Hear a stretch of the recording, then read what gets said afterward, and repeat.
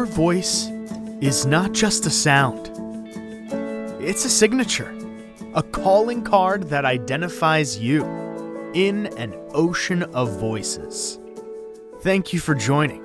I'm Dennis Connors. I am the founder of Next Gen Acting, as well as the producer of Vocal Canvas, a limited series podcast with East Brunswick Public Library, Playhouse 22, and Next Gen Acting. Today, I have the pleasure of talking with the Vocal Canvas cast, and I am talking about their voice as a unique signature. And the question I asked them was, what's your favorite part of your voice? My favorite part about my voice is that I feel it's inviting. I try to be an inviting person and make people feel welcome and cared for and loved. And so I feel like my voice tends to reflect that. You know, like when I think about my voice, I think about when I'm reading stories to my nieces and nephews and how engrossed they seem, you know, and me telling the story. And so I like that. So I think there's also, it seems to be, what I get a lot is like a calming effect of my voice. Yeah, I also like that. I think I have a pretty big range as far as like going high or low. And so that is definitely helpful. People say I have a pretty good voice when I'm on like Zoom calls and stuff. They go, oh, wow, you have a good voice. I don't really hear it. Of course, we hear our voices differently in our heads than other people hear. What's my favorite thing about my voice? I really have absolutely no idea. It's unique. I will definitely give it that. And I think a lot of things like I'm never going to be an operatic singer. I'm never going to be an amazing, bass big person that can sing like this. I have limitations, and I think knowing those limitations has kind of allowed me to live in that little sphere and get used to what I have and use the limited tools, kind of like a multi-tool. Like, I only have this one thing, but let me do as much as I can with it. I'm still growing into my voice and liking that. I wouldn't say I'm in love with it. I think there are tons of great artists out there, so it's hard not to compare yourself with others. But I think as I'm learning to grow, I'm realizing that I need to just step into my own self and not be somebody else that I'm not, and I can just do my best and grow no matter what. I am a sucker for low notes, and I like that I typically have the lowest notes in the female room, I'll say. I love to sing, so I guess that's what I like the most is being able to sing and it not sounding so bad. So I like that. That's fair. I guess just playing around with my voice, just doing being able to do different impressions or imitations of other people with my voice. I think my voice, personally, I like the way it can adapt.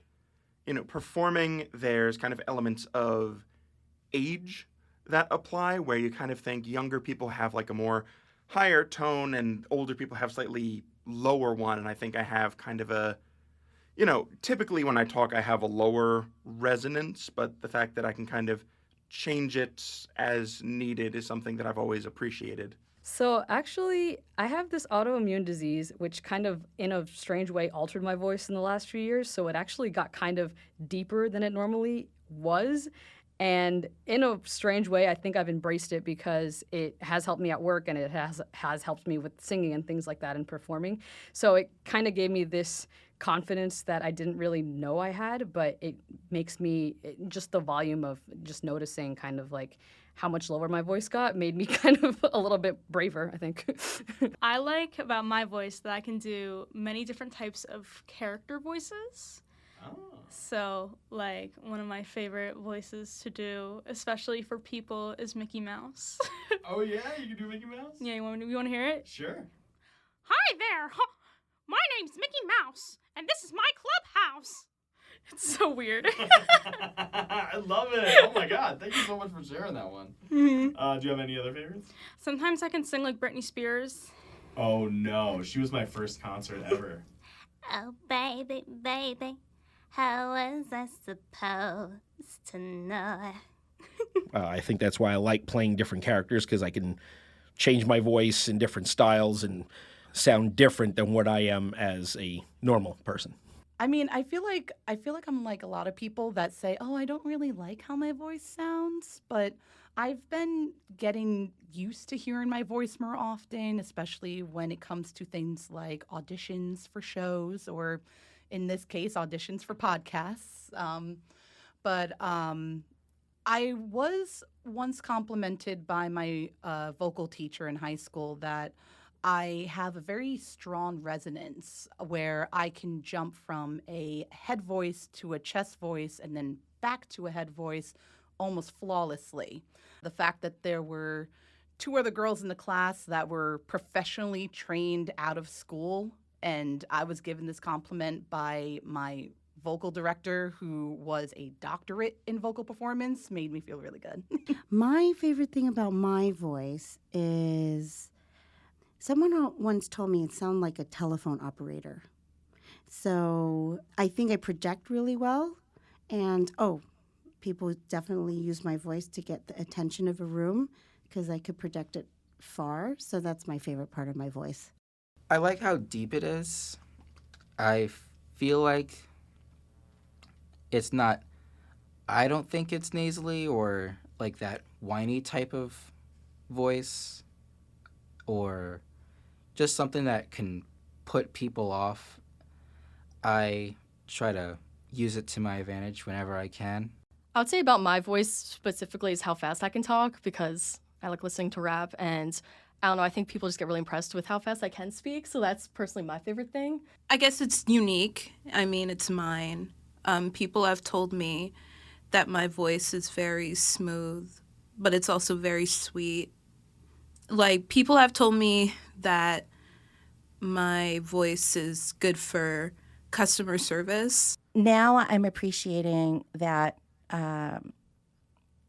that it's different. I used to always wish I had a deeper voice or a more full voice, or but the reason why is because I always felt that my voice was higher. So when my voice is higher and I would speak to people, I always felt maybe they're not taking me as seriously because they think I'm young. Or because I'm young, I don't know what I'm talking about. So I've learned as I've gotten older, having kids and using like a more authoritative voice, that I can lower it if I want to. I can change it. And I like my voice because I like practicing other languages. I like singing. I'm not good at it, but I like it.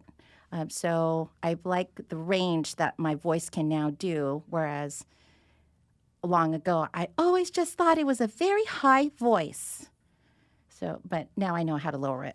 I think I could throw my voice different ways, different tones, different accents. So I'm very loud. Sometimes I don't even need a microphone on stage. I enjoy trying to see what I'm able to do with my voice. Trying to see if I can do voices. One of my favorite exercises as a teenager, I guess, when The Nightmare Before Christmas was really popular at that time, and I used to like singing along with the soundtrack and realizing that it was a really fun exercise for like just doing a bunch of wacky voices, like just singing the Making Christmas song. You get to do like weird like witch voices, and like I just really enjoyed trying to see how far I could push my voice. Can I do high-pitched voices? Can I do gravelly voices? I just like trying out as many different things as I can. Let's see. I feel like my husband will disagree, but I think I do really good impressions. I think I do really good accents. I think I can, mimic people, and sometimes not so good. But yeah, I mean, I like the fact that it's versatile, I guess. Ooh, that's a good question. One of my favorite things about my voice is what it can do. A lot of people ask how I can voice so many different characters. Like, I can make it sound like an old lady. I can make it sound like a younger child. I can make it sound like a 1940s high society girl. And so many people are like, how do you do that? And I'm like, I don't know. I just do. And I think it's really cool that I am able to do these like different things and play around with my voice and just give so many different characters life. And I don't know, I'm just really blessed. With my voice, I like the fact that since I've been singing for so many years, that I can reach really high pitches. and that I've been practicing that, as well as I can kind of mimic sounds that I hear. So I like having fun with that. Well, I'm still discovering it, which is really cool. Like when I started singing, everyone thought I was a lower singer, but then over the years I've developed my higher range a lot more than I thought I could. So voices are they're not just static. They can develop, they can grow, which is really cool. I like the lower register of it. I think mostly because when I hear myself back, I sound annoying when I'm higher. so I try to consciously go lower, but sometimes it does not work. So, but that's my favorite thing. When I used to always hate my voice a lot, but then when I started like feeling really passionate about stuff like that, I was like, well, that's my voice. I just gotta use it and see what I can do with it. And I'm like becoming more comfortable with it and sharing it in things. And yeah, again, I think I have a pretty good resonance in my voice, so I can be heard and be pretty loud if I have to and put emotion in it. I mean, I guess I'd have to say my favorite thing about my voice is that it's my voice. It's, it's the one I got. It's my instrument. I'm stuck with it for better or worse.